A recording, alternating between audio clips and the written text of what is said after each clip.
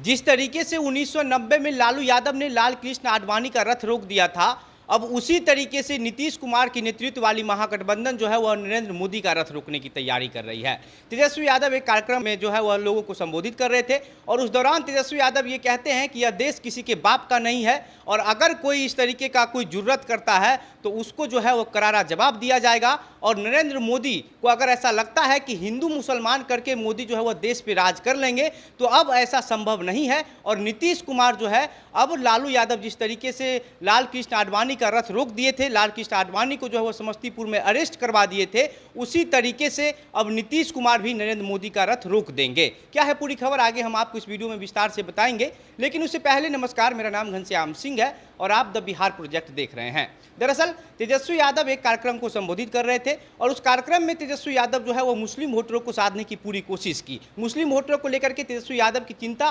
पिछले कुछ दिनों से काफ़ी ज़्यादा बढ़ गई है और बढ़ने का वजह है कि बिहार में जिस तरीके से ओवैसी का एंट्री हुआ है और ओवैसी के साथ मुसलमान वोटरों का जो जाना है वो ज़्यादा ही हो गया है। पिछले कुछ दिनों से जो है वह मुसलमान वोटर जो है वो राजद को छोड़ करके ओवैसी की तरफ अपना रुख बढ़ा लिया है और इस वजह से तेजस्वी यादव को मुसलमान वोटरों की चिंता हो रही है, जिसको लेकर के तेजस्वी यादव ये कहते हैं कि पिछले कुछ दिनों से लगातार देश में ये चर्चाएं हो रही है कि मुसलमानों से वोट जो अधिकार है वो छीन लिया जाना चाहिए, लेकिन यह देश किसी के बाप का नहीं है। अगर कोई ऐसा करने का जुर्रत भी करता है तो उसको करारा जवाब दिया जाएगा। और नीतीश कुमार की नेतृत्व वाली महागठबंधन सरकार अब नरेंद्र मोदी का जो विजयी रथ है वो रोकने का जो है वो पूरी तैयारी कर लिया है और नरेंद्र मोदी का रथ अब रोक के ही रहेगा। तेजस्वी यादव कहते हैं कि अगर भाजपा जो है वो 2024 के लोकसभा चुनाव में जीत करके आती है तो जो देश है, भारत है, वह पूरी तरीके से बर्बाद हो जाएगा। और इसलिए इस बार जो है वह 2024 में जनता ने ये तय कर लिया है कि 2024 के चुनाव में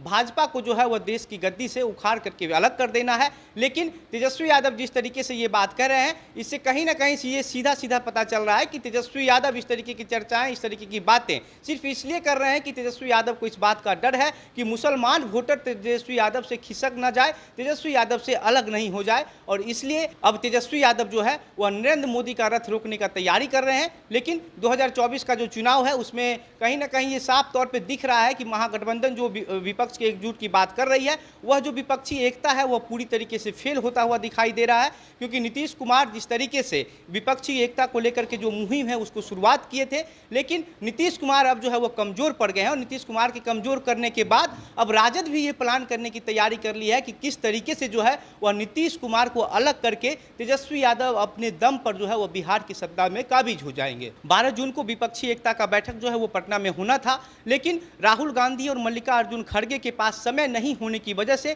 उस बैठक को टाल दिया गया है। अब जो अगला तारीख है वो 23 जून को तय किया गया है और 23 जून को अब देखने वाली बात ये होती है कि विपक्ष के जो बड़े नेता हैं उसमें से कौन कौन से नेता वो पटना आते हैं और इस बैठक में शामिल होते हैं, या फिर कांग्रेस जिस तरीके से जो है वो अब नीतीश कुमार से को भाव नहीं देना चाहती है कर्नाटक चुनाव जीतने के बाद से, इसी वजह से अब कांग्रेस इस बैठक में शामिल होती है या फिर नहीं होती है, ये देखने वाली बात होगी। बाकी आपकी क्या प्रतिक्रिया है हमें कमेंट बॉक्स में लिखकर बताइए। वीडियो को शेयर कीजिए। मेरा नाम घनश्याम सिंह है, आप द बिहार प्रोजेक्ट देख रहे थे। बहुत बहुत धन्यवाद।